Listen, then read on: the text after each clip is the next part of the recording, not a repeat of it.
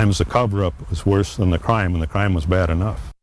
4 former prosecutors are speaking out tonight, accusing their former boss of intentionally mishandling this horrific police shooting. And as a Channel 2 Action News Atlanta Journal-Constitution investigation exposed this summer, the South Georgia District Attorney took extraordinary measures to help clear those officers. Investigative reporter Jody Fleischer here with why many on the DA's staff thought her actions were over the line.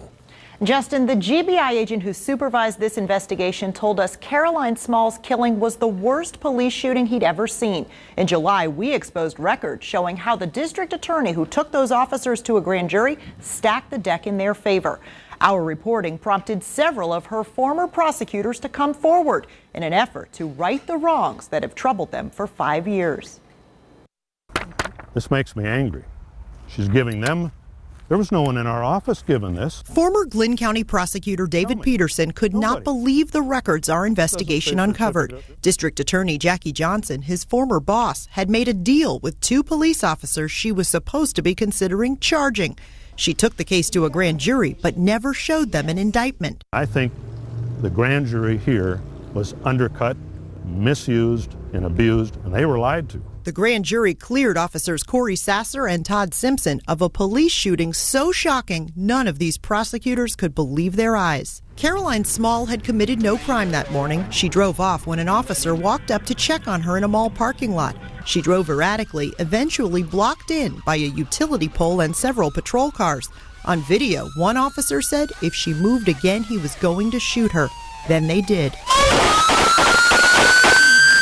This was a murder and was covered up. Jonathan Miller resigned to run against Johnson in 2012, in part because of her handling of this case. He said it still troubles him. There's 2 little kids out there that don't have a mama. She deserves her day in court. Keith Higgins was a senior prosecutor in Johnson's office. He's broken down in tears over how the justice system failed. It has affected me very deeply in that regard, in that someone was very brutally killed unnecessarily, and nothing has been done about it. He says the officers' claims that they feared for their lives did not hold up against the video and other evidence. The Glynn Police Department took extraordinary steps to protect its officers, creating this inaccurate animation. It shows how Small could have run over the officers, which the investigation proved impossible.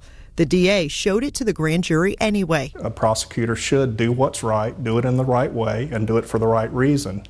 Ms. Johnson failed to do any of those in this case. He says with no indictment presented, the officers had no right to be in the grand jury room. Johnson also allowed their attorneys to speak, which is unheard of, and she'd given them all of the evidence 2 months earlier. So who the hell is representing the public? Who the hell is representing Caroline Small? Johnson excluded those who best knew the evidence, fired colleagues who wanted the case prosecuted, and even a victim's advocate who questioned the lack of indictment. We were frozen out of it. That was abnormal. Peterson, who is also an ex-cop, believes Johnson violated prosecutorial ethics and betrayed her duty to uphold justice. He says she should be impeached. Sometimes the cover-up was worse than the crime, and the crime was bad enough. The former prosecutors are now calling on the governor and attorney general to review the case in hopes that the GBI will reopen it.